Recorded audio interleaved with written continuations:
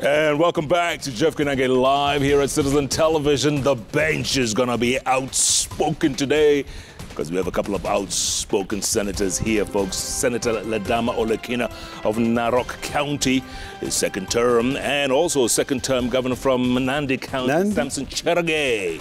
Governor? Senator. Did I say governor? Yeah. Yes, those are good blessings. I said, good blessings, You just receive a rosary. Maybe it's working.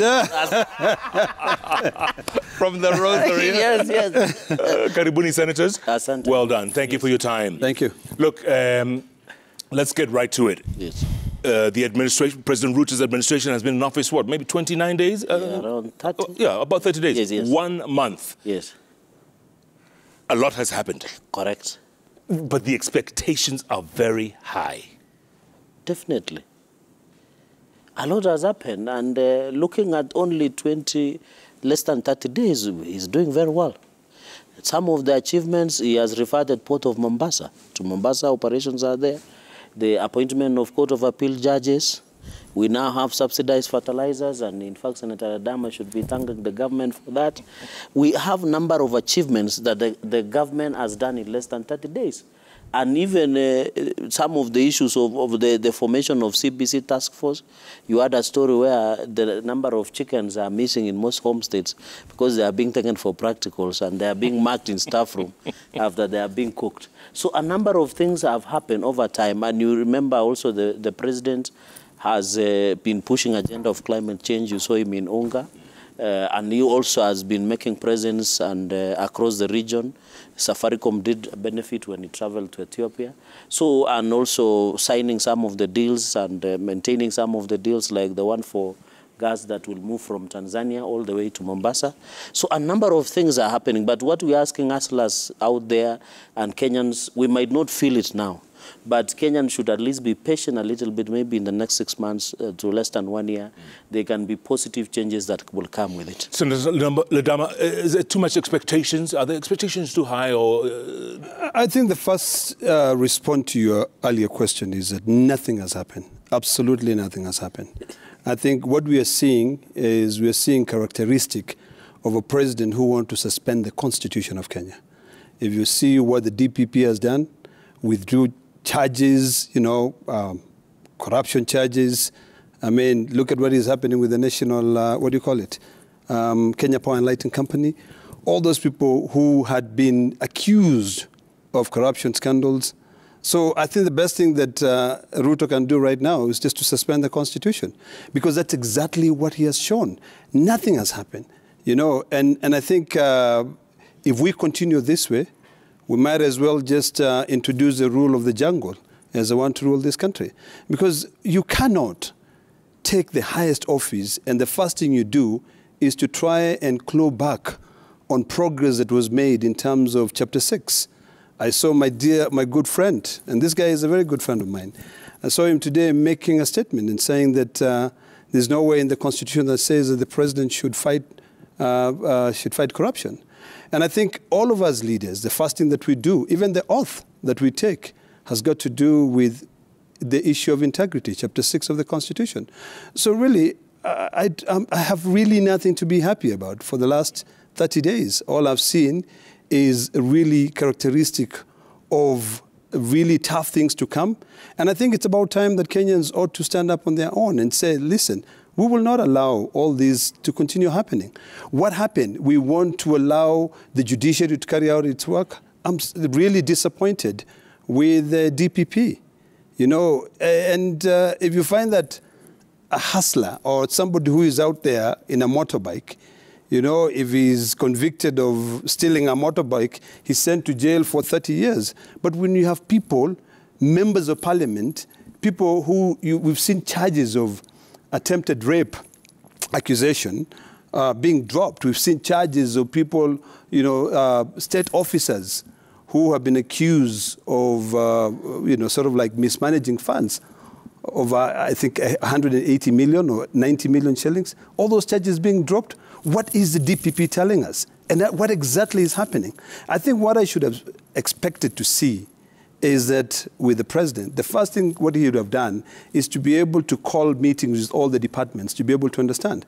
We are seeing statements being made, and it's like we are clawing back on all the progress that we had made in terms of democracy. So really, those are the things that really pisses me off. Sure. Let me get Senator Cherargei. You comment on these charges. Jeff, it is interesting that my good friend Senator Ledama Olekina, and my milk supplier, by the way, supplies me to my home. Yes. And it is I think he's just decided to be selective. He wants to please, he knows who is pleasing. But that is beside the point, because, you know, having chaired Senate Justice, Legal Affairs and Human Rights, and then we used to have Maltagency, the fight against corruption, and the current AG used to appear, Nurdin Haji and DCI Kinoti. And for your information, Senator Ledama and Kenyans, there is a live over case. For us, before even President Ruto was elected, we always used to insist a number of these cases are politically motivated charges. That's why they cannot stand. DPP is a prosecutor. You cannot take a gossip or cooked up or politically motivated case without facts, because you need a prima facie case. So the reason these cases are just collapsing on its own is because there are no facts. They were just fabricated somewhere for political expediency and intimidation. And unless Senator Ledama is doing Jerusalem, because he has in several occasions, he was once arrested. I don't know whether he sorted out that issue. But the point that I want to make is that the life of a case is important. And the DPP knows, he approves the cases that are taken to court. There are reasons as to why he's doing that, because this is the prosecutor. If these charges that are facing a number of colleagues, either in politics or even who are civil servants, if the DPP has looked at the file, assessed it, it does not meet the probative standard that can go to court, or in terms of criminality, because these are economic crimes, that what we call reasonable beyond doubt as the criminal standard, then the DPP has a right to withdraw, because it's a constitutional and a legal issue in terms of the procedures that are there. But, Senator, the timing of these, dropping of these charges, the timing, I mean, from KPLC to CS nominees, the timing, don't you think it's a little off? Because freedom is here. The perpetrators of politically motivated charges are no longer in those powerful offices. You know, because the DCI that we used to have was more of an actor. Because give me even one conviction that the DCI outgoing has done. Give me one conviction that these investigations, by the way, let me, because I forget something, Senator Ledama Olekina is misleading public. You remember when President William Ruto came to office, he made sure that there is operationalization of judiciary fund. Judiciary is now well resourced. I know there are challenges because we have been allocating them 18 billion and he has promised to make additional in subsequent budgets. Number two, he ensured that there is financial autonomy of Inspector General of Police to be accountable. So what did we mean? It means that who pays the piper calls the tune. Now we have given judiciary money. They don't have a reason as to why they don't. But you know, judiciary cannot convict on hearsay and politically motivated charges. Number two, the police now have financial autonomy. They will not need to please executive to do the investigation.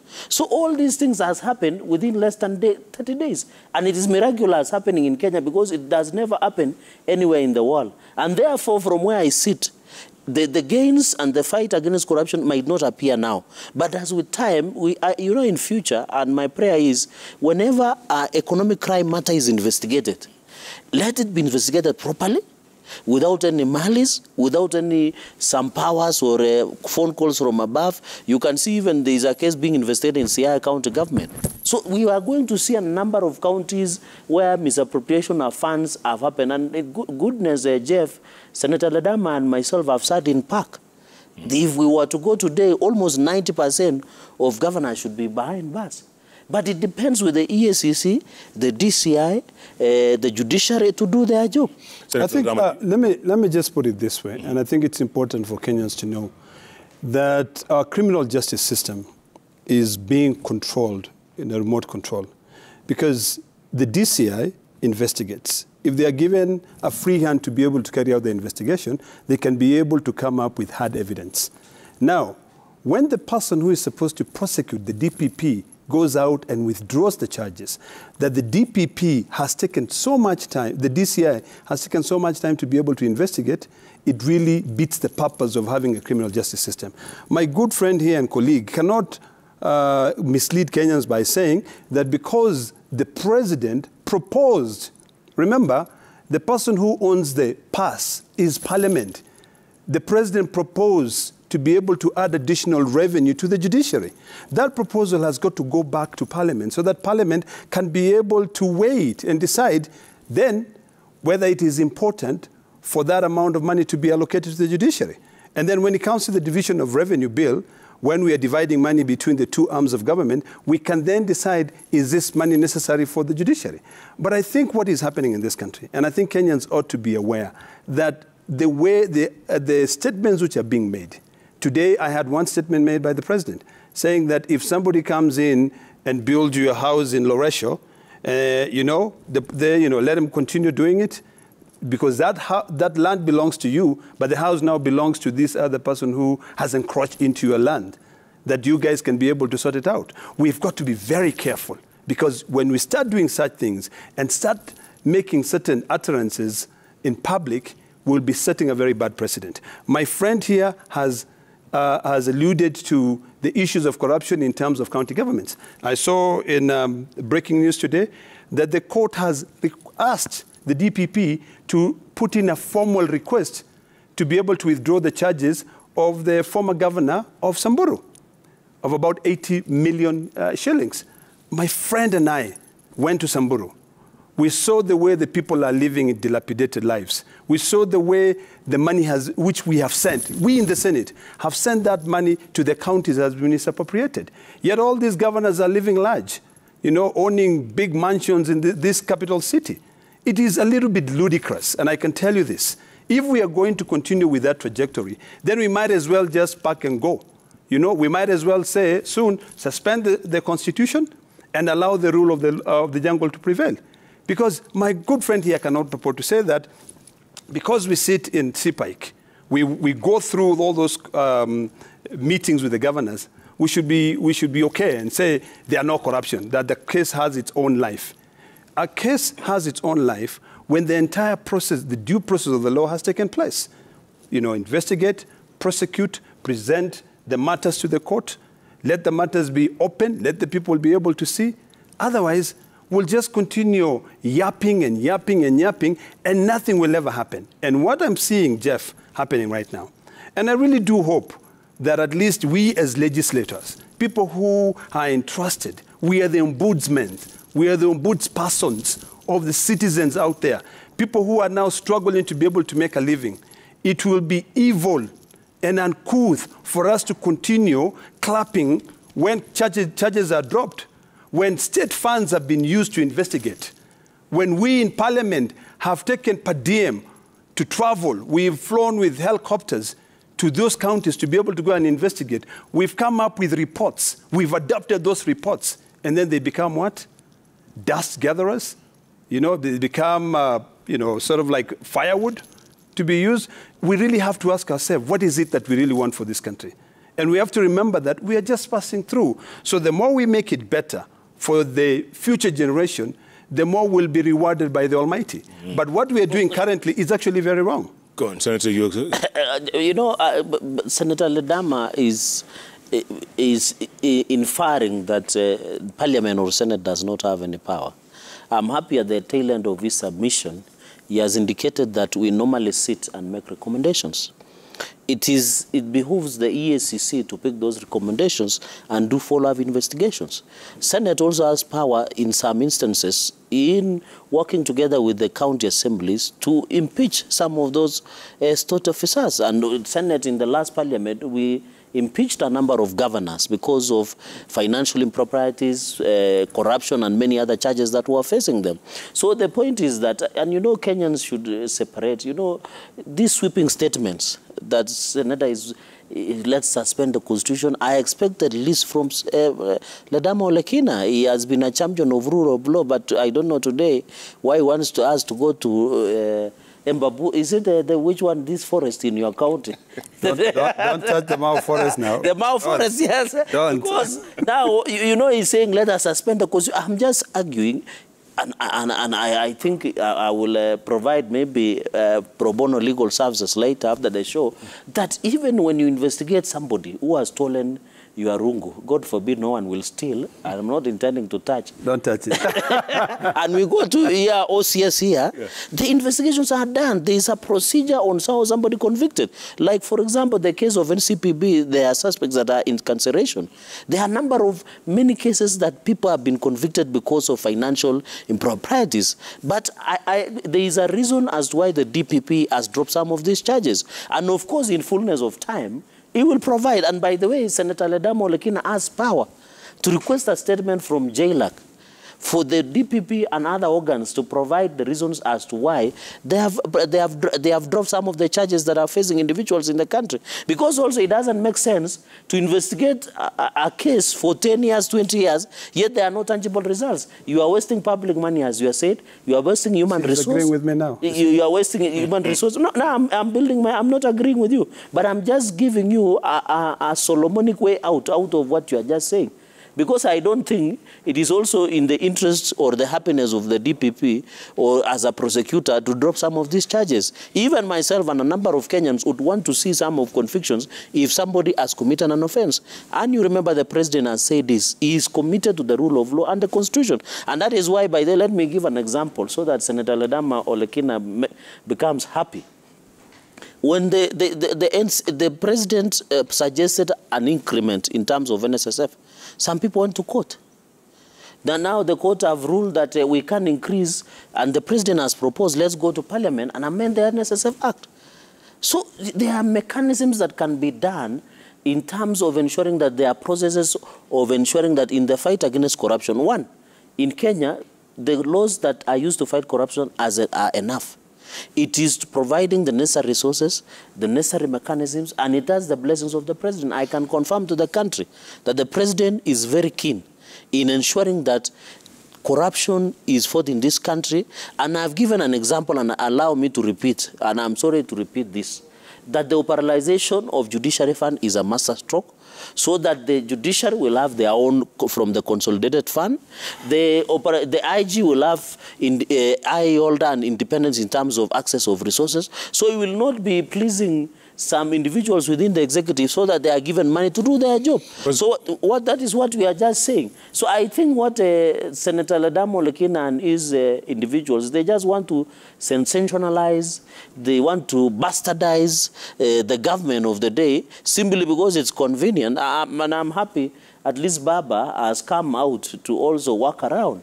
So it is good, and by the way, as I conclude before sitting down to my brother, the president himself and even Kenya Kwanza government have said they are ready to be accountable. They are ready for vibrant and exuberant. And the way you look, Ledamo Lekina, is ready for oversight. I hope he doesn't use the rungo. He will use the other mechanisms. Senator Ledamo, let me ask you this question. The president and his deputy have repeatedly said that they inherited a dilapidated economy. Is that true, or is that an excuse? That's an excuse. And I'll answer it this way. The president was part of the former government. He was a deputy president of this country, you know. And the truth be told, there's a lot of gains from the former government. And now, in life, you have to accept that if you want good things and you want fine things, you must be ready to pay for them. People are now happy with the expressway. You know, a lot of people send out information out there and to say that the government borrowed money to be able to build the expressway, which is not true. It was a PPP, okay? It was a public-private partnership project, which those guys will collect the money for X number of years. You know, in every government, when you collect resources, you don't keep them in a store. You don't keep them in a safe. You collect and you pay for bills. KRA collects revenue on a daily basis. KRA uses that money on a daily basis. So when you hear statements of people saying that we went out there and we only found 91 million shillings, where was that money locked? You know, we are paying VAT on a daily basis. We are emitting that money on a daily basis. That money goes out to be able to pay. I think what the president and the deputy president ought to be doing right now is to be asking themselves, what can we do to be able to collect more revenue? What can we do to be able to close all the loopholes?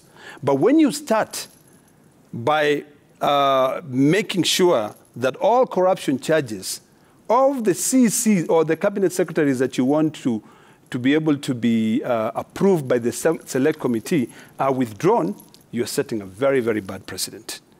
You know, in fact, I think Githongo said, it's their time to eat. That's what it is. So the only saving grace is for us to go back to the people and tell the people that you have to be vigilant. Don't expect anyone to fight for you. You have to fight for yourself. So when you look at the economies having been dilapidated, how has it been dilapidated? There are other external circumstances or external factors that contribute to every economy. If you look at what is happening in Ukraine, whether we like it or not, it has affected tremendously this country. Today, you did a fantastic story, and I hope that the President and also the Ministry of Treasury would be able to yield to that, where farmers, or rather the guys who sell animal feeds, are seeking for an extension to allow them to import duty-free animal feeds. Those are some of the things those are some of the shock absorbers that we have to put in place. So let's not keep on crying, you know, that we inherited a dilapidated country or economy. Let us tell Kenyans, this is what we got, and this is what we intend to do to be able to make it better. You know, crying wolf is not going to help us. Yeah, Senator Chergey. But you know, it is in his interest to protect, because you remember, the current president was not part of government from 2018 after the handshake. And it is right for him to defend the handshake government. Because then, even in Senate, we were de-whipped, the Jubilee then. They became chairs of those committees that belong to the government. They went and appointed a number of them in CS. We saw even the president, our good friend, Uhuru Kenyatta, the retired president, saying that he normally consoles Raila Odinga, the big brother, in these matters. When KEMSA and COVID scandal happened, Senator Ledama was in health committee, and most of his friends have been mentioned. So the question is, you must be ready to face the music. Actually, when time comes. Can we just correct Because, no, you will correct later when it's your chance. We are also interested in investigating, in terms of fighting corruption, we want to investigate state capture. We want to know what happens with KQ, the way the Deputy President put it across. We want to know what happened. Some of the waivers were given to a number of banks, up to 300 million, and they were able to pay. And that is the money that we lose. So I would have expected Senator Ledama Olekina saying, fight corruption, not only, but including, but not limited to KEMSA, millionaires, COVID days that happen, state capture, a number of Kenya Airways, the issue of banks being given waivers that they did not even deserve. So that is how we fight corruption in an institutional way. But you have to appreciate, Jeff, that corruption did not just start 30 days ago. It is a problem that we have been struggling as a country from '63. We must accept that reality. We must accept that reality. And I want to call upon Senator Ledama. They say who comes to equity must come with clean hands. He has made serious assertions here. As I conclude, you can write it somewhere. I think you better get him a paper and a pen so that he can be noting, so that he can respond at the time. He who comes to equity must come with clean hands. Senator Ledama Olekina and myself, we were the Boma Sterling Center. There is some things that happen, and he knows. If today the police will go for him for investigation, for example, this year, he will say the government is fighting me. But he is quick here to say, why are you not charging so-and-so? Why are you dropping charges? So if today we take him to account and tell him, can you account for yourself for what happened in Bomas? In fact, let's start right there. I'm happy. No, let's start right there. Let me conclude so that you come in. So that I will listen to you, my brother. All right. And it's unfortunate that the rungu broke. But if today was be called to account, will he be ready? Let me let him respond. Let me start from right there, okay? I'm responsible for any action that I take. Yes. And if this government would like to initiate a commission of inquiry, bring it on, baby, okay? Let us be very factual. The biggest problem that I have with my colleague is that, and I think now Kenyans are being entertained with what we go through when we are on the other aisle, on the other side of the aisle.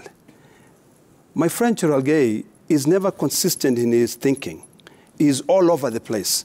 So when I'm trying to follow one issue that he's trying to prosecute, he begins another one before he gets into a conclusion. But I'll try and piece one or two things together, because I've heard him mention stuff to do with KEMSA, that I was in the health committee at that particular time, and my friends were mentioned and all that stuff. That's all hogwash, to tell you the truth. Because I think I joined the health committee much later, after the entire KEMSA scandal. You know, it came up and all that stuff. But the truth of the matter is this. Whatever has happened in this country, you know, there's no way we can continue to agree for people to continue passing the blame. The President, William Ruto, was part of the Jubilee administration. So he's got to take his part of the blame. And now, instead of taking that part of the blame and reminding Kenyans that this and this and this happened, make it better. Two wrongs don't make it right. You know, the only way that Mama Mboga out there is going to be able to benefit from all the promises that they made is when he moves out and he shows it through action. Not by talking, not by making statements which can be, you know, either misunderstood or taken to mean something completely different. You know, I had the deputy president today, I think it was today, saying that, let me put it correctly so that the Star newspaper can be able to go in and misquote it. You're responsible for what comes out of your mouth. And the tongue is a very powerful weapon. Whatever you say matters. So the truth of the matter is that this country is in a crisis. Right now, the cost of fuel is quite high. In fact, in a couple of days, the fuel prices will also continue going up. You know, they said it might fall, actually. No, I doubt it. And it will be good for us to know how it will fall. Because if we are seeing everything which is happening in this country, you know, the problem we have with these guys, with this new administration, is they're too excited. They are not so sure that they have the powers. You know, I think that's why I said in my tweet, let's give them a couple of months, you know, 3 months. You know, let them get over the excitement and see the reality. But what Kenyans ought to know is that they were promised that unga will go down to 70 shillings. We want to be able to see that. You know, they were promised free education all the way from primary to secondary. We want to see that. I think when it comes to month 3, we'll now start asking those questions. We'll also, I mean, to be pragmatic, we have to wait for the president to be able to bring in his proposals to Parliament. Because currently, he's operating on a budget which he said is going to reduce it by 300 billion. So let him bring a supplementary budget. Let us see how Kenyans are going to get free education. Let us see how Kenyans are going to be able to get unga at 70 shillings. And then, for God's sake, and this I call upon even the religious institutions. You know the challenges with GMO. You know, let us all say no to GMO. We don't want kids being born with 15 fingers. You know, we don't want our environment being toxic. You know, Jeff, you and I lived in the States. You know, organic foods are more expensive than GMO. Absolutely. So is that what you really want? So let us try to be pragmatic. And I hope that, you know, when they sit in cabinet, they can be able to look at the entire country. Because the truth of the matter is, a lot of governors are responsible for all the ills and all the corruption in this country. And Kenyans ought to know, and I'm sure my friend will be very happy because he's also in the Park Committee, that in the previous parliament, on the 12th parliament, Senate had been gagged, or rather had been stopped from asking questions about on-source revenue. We are so happy that the Supreme Court now cleared the airways, and they gave us back that power. So when the Supreme Court did that, they did not say that we cannot be retrospective in terms of investigating how the governors spend their on-source revenue.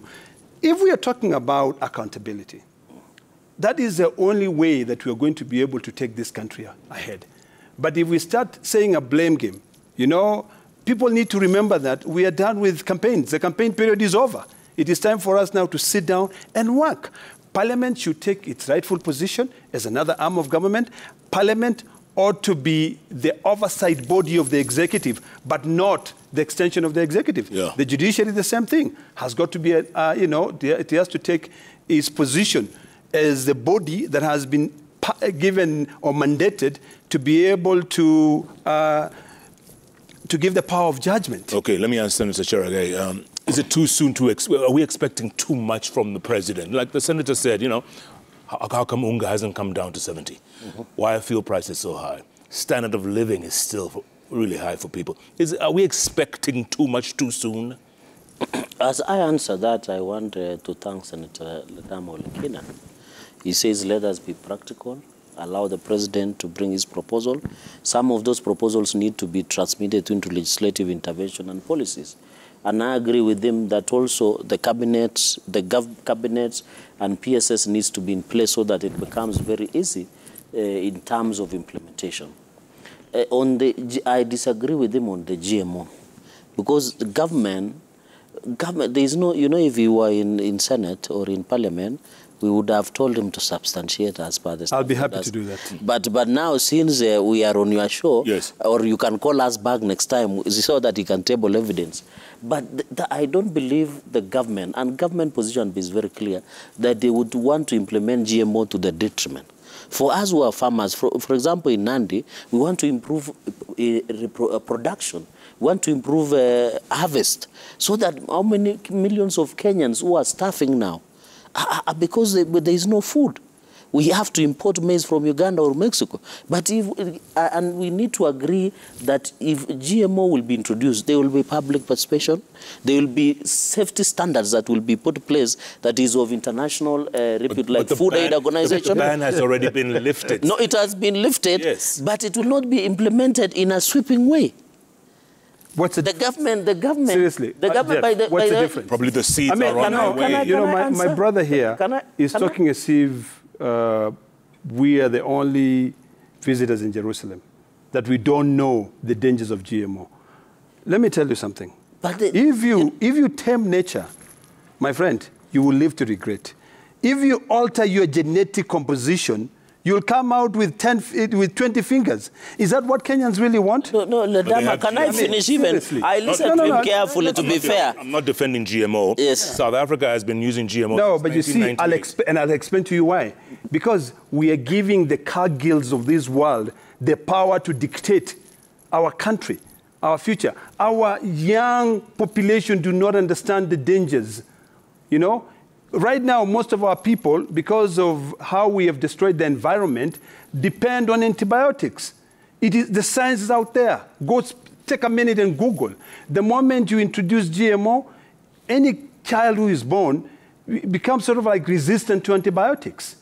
You know, so really, we have to be careful. Jeff, you cannot allow. I listen to him. The challenge, in fact, Jeff, he has let me finish this taken point. my time. I'll give it to you. I'll give you 10 of my minutes. the problem, Jeff, we have is this.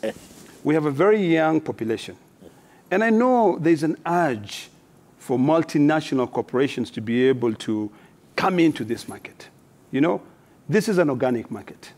You know, our food, if you call a friend in the UK right now, and ask that friend to go and open their fridge, they will tell you how many products in that fridge are from Kenya.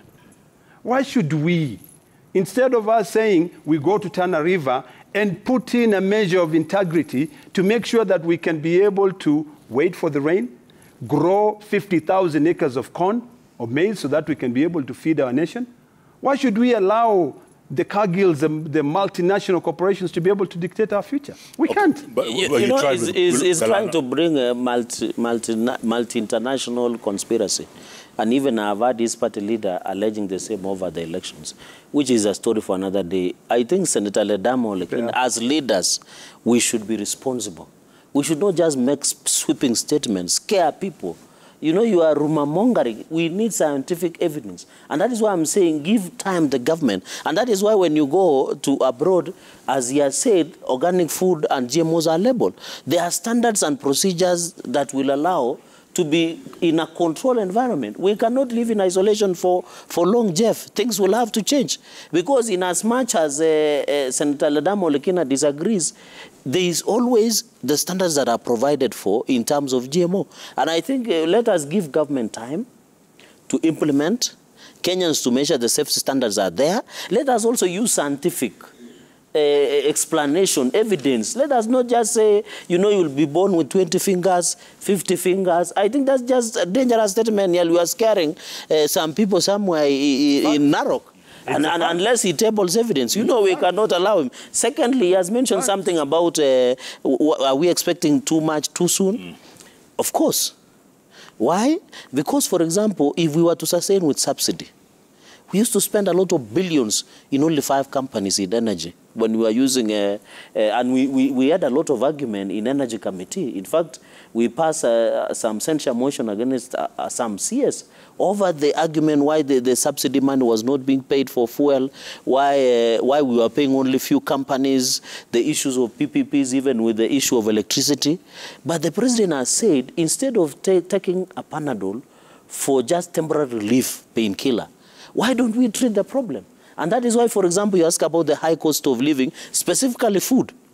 As we talk today in Narok County, they used to buy, and he's a good farmer, by the way, he's a good farmer. If Ledama was just a farmer, this country would be very far. But when he mixes with politics, now everything goes up. So in this county, he used to buy fertilizer at 6,800. He's now buying it at 3,500. That fertilizer has been... The president has promised in future, and we are convincing, because also Narok and Nandi, we are farming community. We hope in future, in one year or a few months to come, we should at least lower the price of fertilizer to come down. What does that mean? It becomes cheap. We get the fertilizer in time, like this season we didn't get. We get good seeds. We improve production. The food comes to the city. The cost of food goes down, and the cost of living comes down. And it is not rocket science, by the way, Jeff. You and me know that. Unless, and this is basic economics, I think they was taught in St. Mary's or something about. But let me Senator, would you plant GMO on your farm? Would you?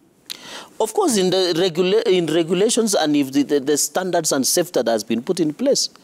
If there is a scientific proof, you know, we need to deal with, even, you know, I'm a lawyer, I deal with facts and evidence. So I cannot just go into a village, and you know, by the way, like alcohol, many people take alcohol. But you cannot say today, this alcohol is adulterated, so people will not be taking alcohol. They will still take it. But the point is, there is alcohol that is made well, there is that one that is adulterated, and it kills people. So at the end of the day, the bottom line I'm arguing is that if GMO is implemented in a well-guided environment, regulation and safety standard of Food Aid Organization, World Health Organization standards, and necessary regulated standards, I can tell you, Jeff, even, for example, this ndizi we eat, most of them are crafted, and they are part of GMO. Some of these these bananas that we eat. Have we seen somebody with 5 eyes? No, we have not. So let us not scare Kenyans. Let us, like one Senator Ledama, when we appear before JKL again, bring evidence. I'm willing to sit for 2 hours so that we go with scientific evidence. If he convinces me that GMO is not good for the health and the safety of the country, then we can ask the government to look at the policy. But as now, it is just like people saying CBC, we need to rechange CBC or to remove. But we have not seen at the goodness of that CBC before we implement it. So I think Senator Ledama... I think you should just ask me a new question, because I've tried to follow my brother here, and but you know, talk about this and this and this, and he came back to... But you know, Senator Ledama also, he raised very many questions. He raised whether he was unhealthy. He has raised about GMO. He's also raising about feeds. That the story that you just... And I agreed with him, by the way, about the feeds. I'm lost. Okay. No, he was asking, is it too much to ask it too soon? All right, gentlemen. Finally, before you go on a break to pay the bills. How did you know? The issue, I agree with Senator Ledamo on the animal feeds. And I want to appeal to government. I wish Senator Metika Linturi had become the CS. Please, I agree with him. Let us extend the feeds duty that is on the so that you remember there are drought-stricken areas. Yes. They need animal feed. So I agree with them that government should extend that moratorium until even for the next 6 months or 1 year, so that our animals can get feeds and we get milk and a number of... At least you agree on one thing. No, so we far. agree. We agree. We are Kenyans. He's a good man when he's a farmer, not as a politician. He's also deputy minority whip. Yes. Right? Yes, and he's doing a good job. And you, what are you? Ordinary ranking member of the Senate.